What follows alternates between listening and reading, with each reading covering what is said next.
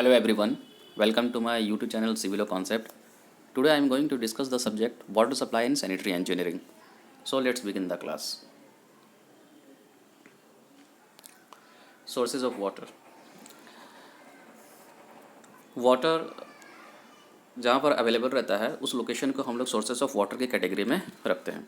तो हमारे पास कुछ सोर्सेज ऑफ वाटर के एग्जांपल्स दिया हुआ है, जैसे seas and oceans, ground water, at poles as frozen ice, यानी कि जो हमारा पोलर रीजन होता है जहाँ पर आइस हमारे फ्रोजन स्टेट में रहते हैं, that is also counted in the category of sources of water, rivers and lakes.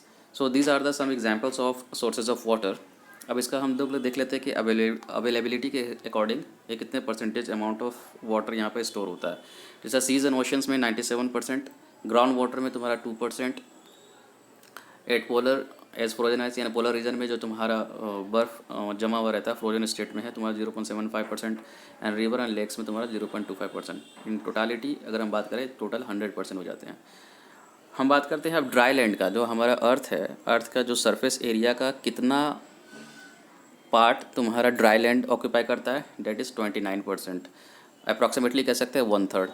और surface area of the earth occupied by water, यानी हमारे जो अर्थ है उसका सरफेस एरिया का कितना पार्ट हमारे वाटर से ऑक्यूपाइड है, 71%, that is approximately equal to 2/3 of the earth surface area. Sources of water में अगर हम इसको कैटेगराइज किया जाए तो सोर्सेज ऑफ वाटर को 2 कैटेगरी में हम लोग क्लासीफाई कर सकते हैं. First one is the surface water sources and the second one is the ground water sources.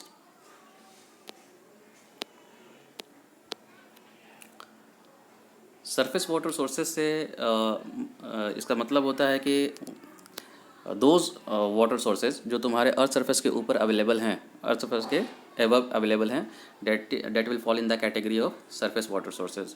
और जो हमारे अर्थ सरफेस के नीचे यानी beneath the earth surface, that water sources are known as the ground water sources. Surface water sources में अगर हम बात करें lakes, ponds, streams, rivers, storage reservoirs. So these will fall in the category of surface water sources as these water sources are available above the earth surface.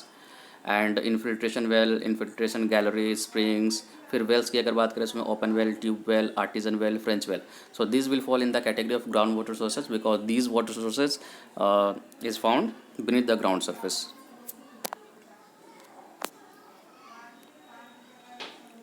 Surface water sources में जैसे lakes के बारे में अगर हम जानना चाहें तो these are natural large size depressions formed within the surface of earth and filled with rain water. यानी लेक्स की अगर हम बात करें तो हमारा जो अर्थ सरफेस के ऊपर में जो लार्ज साइज जो डिप्रेशंस होते हैं और रेन वाटर वहाँ पर एक्यूमुलेट हो जाता है तो वो लेक्स का फॉर्मेशन करते हैं. और लेक्स का जो वाटर होता है जनरली वो गुड क्वालिटी का होता है, इसलिए उसमें ज़्यादा प्योरीफिकेशंस करने की ज़रूरत नहीं होती. और यहाँ पर अगर हम बात करें लार्जर एंड ओल्डर जो लेक्स हैं हमारे, वो कंपेरेटिवली तुम्हारा उसमें प्योरर वाटर होता है as compare to the newer and smaller lakes. और लेक्स में हमको जनरली ग्रोथ देखने को मिलता है किसका, algae and some water vegetables. यहाँ पर सब एग्जांपल्स ऑफ लेक्स दिए हुए हैं जो हमारे इंडिया में है. जैसे तुम्हारा डल लेक है, डल लेक जम्मू कश्मीर में है, धेवर लेक राजस्थान में, नखी लेक राजस्थान में, पुष्कर लेक राजस्थान में है, Nal Sarovar situated in the Gujarat, Hussain Sagar Andhra Pradesh, Pulicat Tamil Nadu, Kolleru Andhra Pradesh, Chilka जो बहुत फेमस लेक है वो तुम्हारा उड़ीसा में सिचुएटेड है, एंड वेम्बनाद केरला में सिचुएटेड है. पॉन्ड्स, पॉन्ड्स भी तुम्हारा लेक्स की तरह ही होता है लेकिन इसका साइज़ क्या होता है, स्मॉलर होता है और ये शैलो होते हैं. जैसे ponds are also natural inland depression filled with rain water but are smaller and shallow water bodies compared to the lake. Lake के कंपेयर में ये क्या होता है, इसका साइज़ भी स्मॉलर होता है और ये शैलो वाटर बॉडीज़ होते हैं. लेकिन इसका भी सोर्स ऑफ वाटर की अगर हम बात करें तो ये रेन वाटर पर डिपेंडेंट होता है. यानी रेन वाटर एक्यूमुलेट होकर पॉन्ड्स का फॉर्मेशन करते हैं. जब वो रेन वाटर एक्यूमुलेट कहाँ होगा, इनलैंड डिप्रेशंस में, जो हमारे अर्थ सरफेस पे अगर डिप्रेशंस पाया जा रहा है और वहाँ पर वाटर एक्यूमुलेट हो गया तो वो तुम्हारा पॉन्ड का फॉर्मेशन करेगा. लेकिन उसका साइज़ तुम्हारा कंपेरेटिवली लेक के कंपेयर में क्या होना चाहिए, स्मॉल होगा और वो शैलोअर होगा. Streams, streams are formed by the small amount of water running down the hills joining to river or lakes and the quantity of water available in them is very small and sometimes they may go dry.